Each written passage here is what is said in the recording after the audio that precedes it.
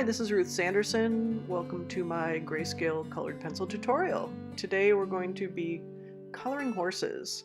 And this is my new book, The World of Horses. And we're going to be using my favorite pencils, Prismacolor.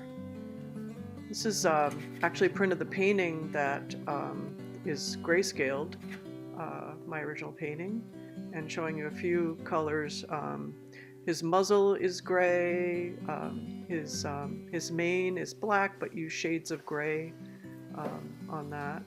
I won't be demoing that too much, but today I'm going to be demoing mostly the layering of the basic coat color, which is a blood bay. So I'm going to be using 4 basic colors, starting with this one, which is light peach, and the next just layering it in the highlight areas, which is really on his forehead there. Then the next color I'm going to use is mineral orange. So I almost always start with grayscale with the lightest colors first, and often we'll put just an even light layer of this very pale pencil. You wouldn't think that this would be the thing to do, but for me, I think the layering of light, even the light pencils over the dark gray, helps build up layers of color and gives it a good base. You can do the opposite. Some people start with the darkest areas and work their way into light, but for me, this works. Here's the next pencil, which is Burnt Ochre, which really is kind of the color of the horse. So one of your 4 pencils should be one that you feel like is the color of the actual horse that you want. So this is the one that I probably would use the most of and would layer the strongest color.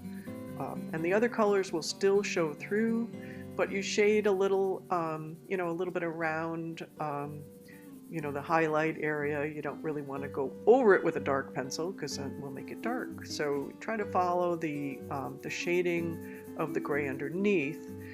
And because the light is coming on the left side of his face, the right side of his face, and anything that's sort of going under will be the darkest areas. So that gray underneath really is working to help even here to give form to the horse. And you have to really do less than you think you do. I mean, to render this really doesn't take a whole lot of super extra rendering.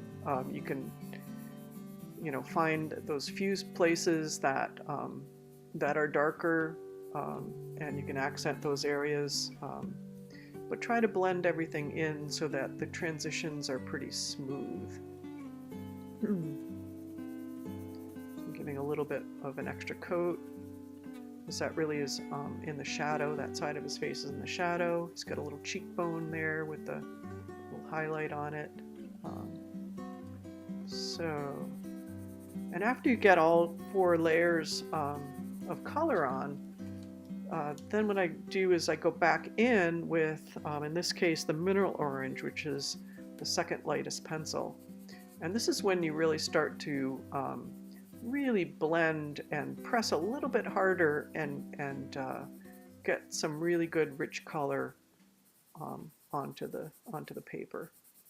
And it's hard to tell with this tutorial because it isn't too close up, but there will still be some areas that need more pigment. So this is a quick rendition on the speed coloring here on his neck, so you don't have to watch me for 45 minutes to do this part, but it was basically done the same way. I'm adding some sky blue to his shadow side of his face, 3 shades of gray for his mane, and those grays on his muzzle as well. A little bit of gray inside his ears. Now I'm going back in and burnishing more with the mineral orange. So pressing down, and this is where, you know, after I got those first 4 layers on his neck, I'm going back in and trying to blend everything together more by adding even more layers of color. So you want to look close and see, you know, if you're seeing any gray underneath, try to get rid of most of it.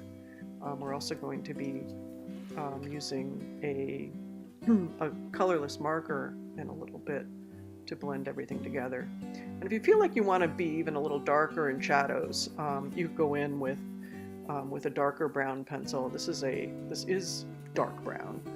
So if you do want to accent areas even a little darker, you could go in with this pencil. And this is what I also use for the eyes, to render the eyes and go over the outline of the eyes.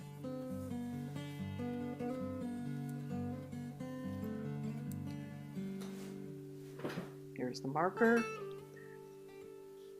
And you don't have to be afraid of this colorless blender. It's not going to pick it up and move the color around too much. The color pretty much stays where it is, and you can go over the areas, and it blends it together by actually dissolving the wax in the pencil. So it just slightly dissolves the wax in the pencil and bleeds it out just a tiny, tiny, tiny bit, so that all the little white dots that are left in your picture will disappear, basically, and it'll have a really smooth blended look. So experiment with, I highly suggest experimenting with a colorless marker. You can also use Gamsol, which works well too. So either of those things I have found work very well for blending. You can just use the pencils too. You don't need to do the marker, but it gives you a slightly smoother finish if you use the marker.